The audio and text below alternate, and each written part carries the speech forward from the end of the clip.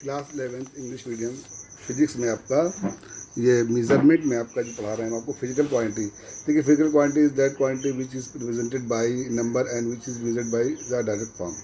मतलब जिन राशियों को, जिन क्वांटिटीज़ को हम किसी नंबर से डिनोट कर सकते हैं। जैसे आपका कहें वेट है, ठीक है, वेट आपको लिखा 40 kg, तो वेट को हम किसी नंबर से डिनोट कर सकते हैं, ठीक है। और इसको हम मेज़र भी कर सकते हैं।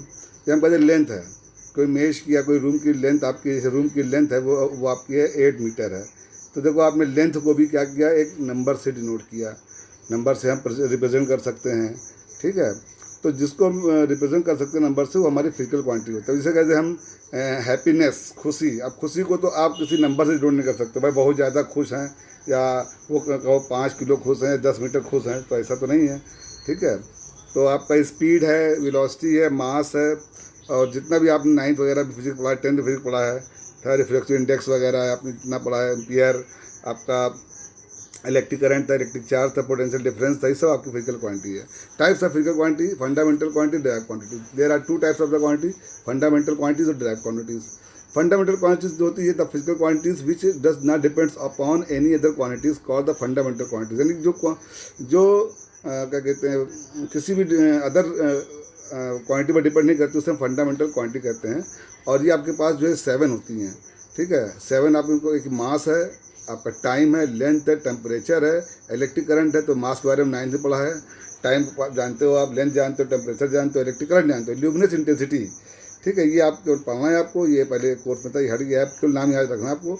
ये आपको देखा है चमक होती है, कुछ प्रकाश, कोई किसी जो है लाइट ऑफ सोर्स में ज़्यादा चमक होती है, किसी में कम होती है, तो वही चमक को ही हम ल्यूमिनस इंटेंसिटी कहते हैं। अमाउंट ऑफ द सब्सटेंस, ये होता है मोल, ठीक। इसके बारे में आप आगे डिटेल पढ़ेंगे। अब आए डायरेक्ट क्वांटिटी। तो the quantity which depends on the fundamental quantity is called the direct quantity. जैसे स्पीड, तो देखिए स्पीड इज इक्वल टू होता है हमारा, स्पीड इज इक्वल टू हमारा होता है डिस्टेंस अपॉन टाइम।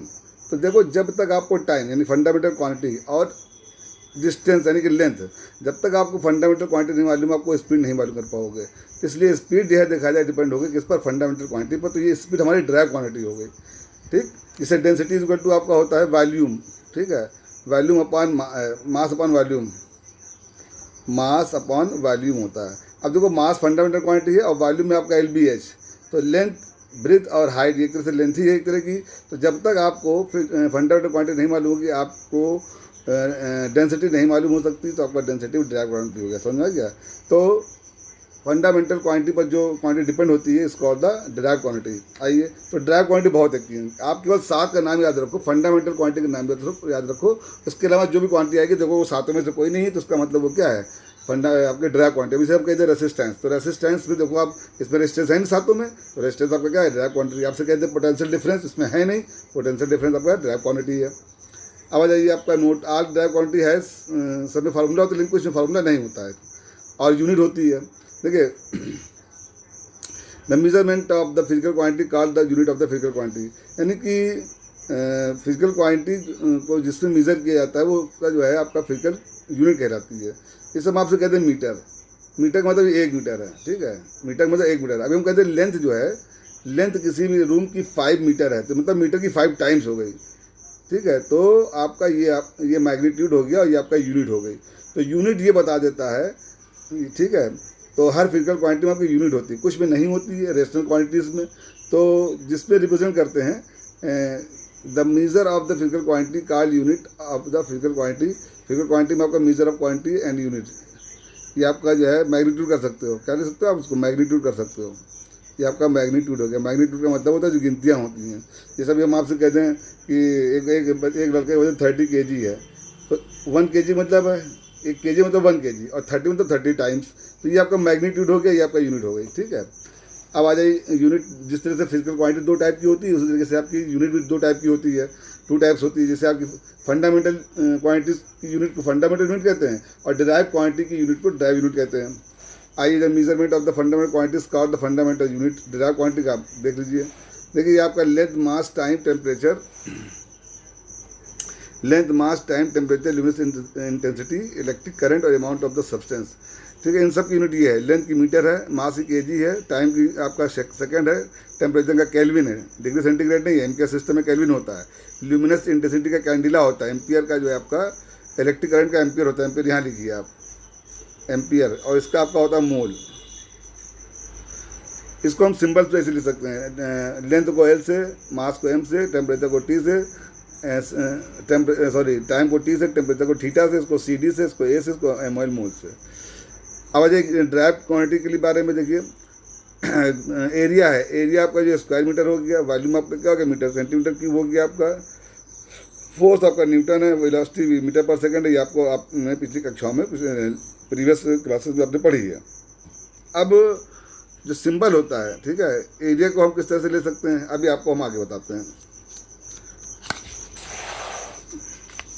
अब आ जाइए dimension of the quantity. The pure number has no dimension quantity, so they have no dimension.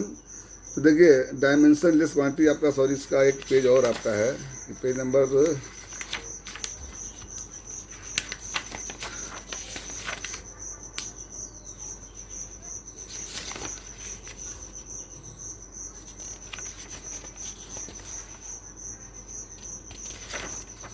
चलिए आपको हम डायमेंशन के बारे में बता दे रहे हैं, ठीक है। देखिए डायमेंशन जो होती है, देखिए अभी उन्होंने आपसे कहा स्पीड, तो स्पीड इक्वल टू होता है आपका डिस्टेंस अपॉन टाइम, ठीक है। तो डिस्टेंस यानी कि लेंथ को आप एल दिखा दिया आपने और इसको टी दिखा दिया, तो आपका आया एल टी की पावर -1। तो ये देखा जाए स्पीड का डायमेंशन फार्मूला हो गया, ठीक है, जो एल की पावर 1, एल की dimension formula of the speed में, dimension formula of the speed में देखिए speed equal to distance upon time. इसको हम डिस्टेंस को भी दिखाया था आपने, डिनोट एल से करते हैं, इसको टी से करते हैं, इनको हम बड़े ब्रैकेट में ही इसको लिखेंगे, और एल टी की पावर -1, ठीक है, टी की पावर माइनस ऊपर चलेगा -1 हो गया। तो ये आपका डायमेंशन फार्मूला हो गया। इसको कह सकते हैं कि लेंथ की डायमेंशन 1 है और टी की डायमेंशन -1 है, ठीक है। तो डायमेंशन फार्मूले में ये मालूम पड़ता है कि कोई भी ड्राइव क्वांटिटी किस फिजिकल क्वांटिटी में, किस फंडामेंटल क्वांटिटी पर डिपेंड है, ठीक है। तो लेंथ और इस पर डिपेंड है, टाइम पर। अब आ जाइए स्पीड मालूम हो गया आपका, एरिया ले लो, एरिया इज इक्वल टू होता है लेंथ इंटू ब्रीथ, क्या होता है लेंथ इंटू ब्रीथ होता है आपका, तो आपका हो जाएगा एल इंटू एट, क्योंकि लेंथ भी एल है और ब्रीथ भी एल है, तो आपका हो जाएगा एल स्क्वायर। तो ये एल स्क्वायर जो एरिया का डायमेंशन फार्मूला हो गया, और उसकी विमा क्या होगी आपकी, डायमेंशन क्या होगी, एल स्क्वायर। अब आ जाइए वॉल्यूम को देख लो, वॉल्यूम इज इक्वल टू होता है एल बी एच, तो आपका हो जाएगा एल, बी भी आपका एल और एच भी आपका क्या हो जाएगा एल, क्योंकि लंबाई है, हाइट भी अपने आप में एक तरह की लेंथ होती है, ब्रिथ भी अपने आप की एक तरह की लेंथ होती है, तो आपका हो जाएगा एल क्यूब, क्या हो जाएगा एल क्यूब। तो आपका dimension formula of the volume क्या हो गया, एल क्यूब, और उसकी डायमेंशन क्या हो गई 3।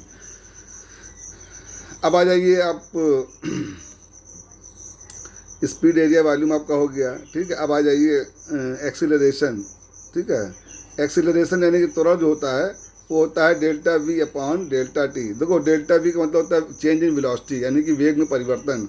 स्पीड और वेग लगभग एक ही चीज़ होती है, अभी आगे डिटेल पढ़ाएंगे। तो देखो कोई भी परिवर्तन होता है, इसे 10 की स्पीड से जा रहा है, 10 मीटर पर सेकंड की स्पीड से जा रहा है, उसकी जो है स्पीड 12 मीटर पर सेकंड हो गई, तो वृद्धि यानी कि इंक्रीजिंग कितनी, 2 मीटर पर सेकंड।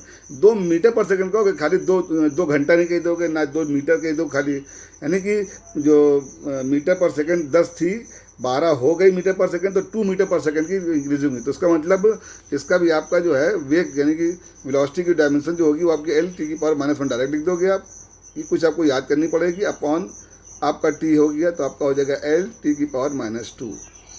अब आ जाइए फोर्स इक्वल टू होता है एम ए, मास को आप एम लिखते हैं और ए को आप लिखते हैं एल टी की पावर -2, तो मास की डायमेंशन हो गई आपकी, डायमेंशन फार्मूला होगा एल टी की पावर -2। तो इसमें जो है एम की डायमेंशन 1 है, एल की डायमेंशन +1 है, टी की डायमेंशन -2 है, ठीक है।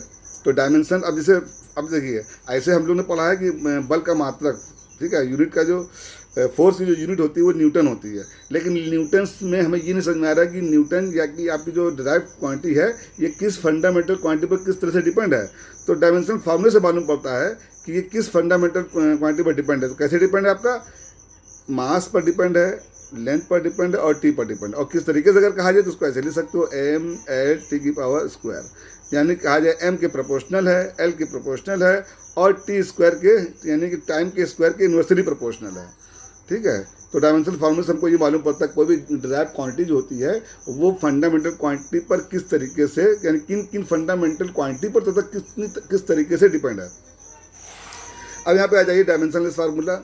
Dimension is quantity, sorry. तो pure number has no dimension formula, जैसे कोई 3 है, पाई है, साइन है, 1 है या लॉग वगैरह, इनका कोई भी डायमेंशन नहीं होती है, ठीक है। Some rational quantities has no dimension, जैसे आपका रिफ्लेक्सिव इंडेक्स है। अब रिफ्लेक्सिव इंडेक्स पढ़ा है आपने, speed of the light in medium, तो स्पीड आपका यानी एल टी की पावर -1, और speed of the light in vacuum, तो वहाँ भी स्पीड ही है, एल टी पावर माइनस, पूरा कैंसिल जाएगा, तो आपको हो जाएगा एल नॉट टी नॉट। कुल मिलाकर के डायमेंशनलेस फार्मूला हो गया। या आपने हाई स्कूल में भी पढ़ा formula, M is equal to linear magnification, M is equal to होता है आई अपॉन ओ। क्या होता है? आई अपॉन ओ, ठीक है। तो आई आपका जो है लेंथ ऑफ द इमेज है और लेंथ ऑफ द ऑब्जेक्ट है, यानी दोनों की लेंथ है, तो आपका एल अपॉन क्या हो जाएगा? एल, और आपका एल नॉट हो जाएगा, ठीक है। तो इस तरीके से आपको जो है ये आपकी डायमेंशनलेस फार्मूला हो गया, क्वांटिटीज हो गई आपकी। तो टू एनालिसिस द, अब यूज़ ऑफ डायमेंशन, ठीक है। तो यूज़ ऑफ डायमेंशन आपको हम आगे बताएंगे, ठीक है। तो कल से इसका जो है आपका न्यूमेरिकल चालू हो जाएगा। तो ये आपका आज थ्योरी का पोर्शन मैंने ख़त्म किया है।